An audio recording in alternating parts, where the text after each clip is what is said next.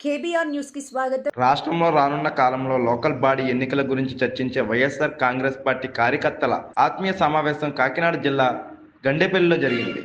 ఈ సమావేశానికి ముఖ్య అతిథిగా మాజీ మంత్రి తోట నరసింహం హాజరయ్యారు.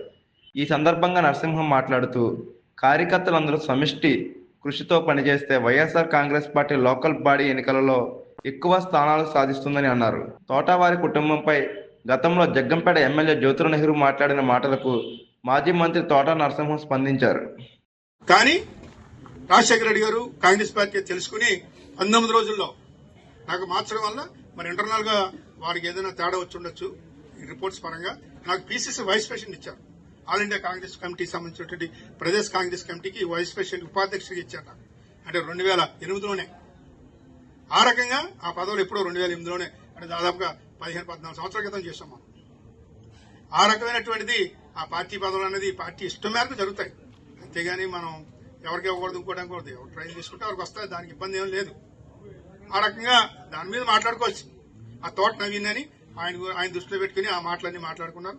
అది ఇలాగా మన మీద మేము ఏం చేయలేదని సున్నా అని ఒక ఎక్సెప్ట్ తోట సుబ్బారావు గారు అని ఏం చెప్పుకుంటూ వచ్చారు. సుబ్బారావు గారు అన్న ఆయన పెద్ద నాయకుడు, చాలా పదవులు చేశారు, మా సొంత గ్రామే.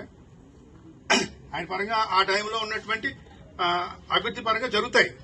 సంవత్సరం మారుతూ ఉంటాయి. గవర్నమెంట్లు వచ్చి కొలిది మారుతూ ఉంటాయి. 1983 ఎమ్మెల్యే ఆయన అప్పటికి ఇప్పటికి చాలా తేడా ఉంటుంది. ఎలక్షన్ ఖర్చులు ఉన్నాయి. అప్పుడెంత ₹1,00,000 పెడితే ఎమ్మెల్యే అయిపోయారు. ₹1,00,000 కూడా చాలా చోట్ల 80,000 90,000 అంటే అటువంటి ఆ రకంగా అభివృద్ధి అన్నది అప్పట్లో తోట సుబ్బారావు టైంలో చేసేటప్పుడు ఒక రకమైన అభివృద్ధి జరగఉండొచ్చు. అప్పుడున్నటువంటి నిధులు బట్టి ప్రభుత్వ కేటాయింపుల్లో భాగంగా జరుగుతాయి. అప్పుడు ఇన్ని సిమెంట్ రోడ్లు కానీ ఇంత పెద్ద ప్రభుత్వం ద్వారా ఉపాధి హామీ గ్రామీణ ఉపాధి హామీ పథకం ద్వారా వచ్చేటువంటి నిధుల ద్వారా ఈ రోజు ఈ రోడ్లు అవి కూడా వేయడం జరుగుతూ ఉంది. మరి ఈ రకమైనటువంటి కార్యక్రమాలు ఎప్పటికప్పుడు అభివృద్ధి అనేది జరుగుతూ ఉంటాయి. మరి నేను ఎంపీగా ఉన్నప్పుడు మా నియోజకవర్గానికి దాదాపుగా ₹35 కోట్ల ఈ యొక్క నిధులు నా ఎంపీ నిధులు ఇచ్చాను. జగ్గంపేట నియోజకవర్గానికి ఒకటే నాకు 7 నియోజకవర్గాలు ఉండేవి. 7 జగ్గంపేటకే దాదాపుగా 30 కోట్లు ఇచ్చాను. ప్రతి గ్రామానికి కూడా అవసరాన్ని బట్టి మన నాయకులు కార్యకర్తలు అడిగిన దాని మేరకు ఇవ్వడం జరిగే కార్యక్రమం చేశాం. ఇలాగ అనేక అభివృద్ధి కార్యక్రమాలు చేయడం కూడా జరిగింది. చేదంటే వాడు ఏదైనా చేసి ఉండొచ్చు, చేయలేదని మన అనం. కానీ ఎవరో ఏది చేయలేదు, వాడు ఎవరో చేయలేదంటే దానికి మనం కౌంటర్ ఇచ్చుకోవాల్సిన అవసరం కూడా ఉంది. మనం చేసాం కాబట్టి చేయకపోతే మాట్లాడే ప్రసక్తి లేదు. మరి ఆ సంస్థాగత ఉండేటువంటి మార్కులు వాటి మీద మాట్లాడుకోవాలి తప్ప ఇతరత్ర ఒక రకమైనటువంటి విధానంతో ఒకరి గురించి మాట్లాడేటప్పుడు మనం చూసి మాట్లాడాలి. అంత సీనియర్ గా ఉండి అంత నాయకత్వ లక్షణాలు ఉన్నప్పుడు మనం ఇతరులని కించపరిచే స్థాయిలో చేయకూడదు.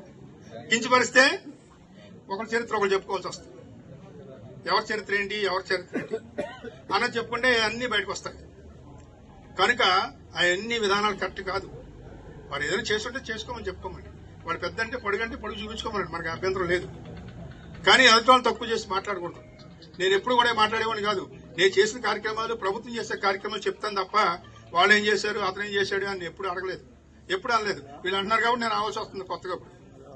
నేను గతంలో ఎప్పుడు అనేవాడిని కాదు, ఎన్నికల్లో కానీ ఎప్పుడు కానీ విమర్శించేవాడిని కాదు.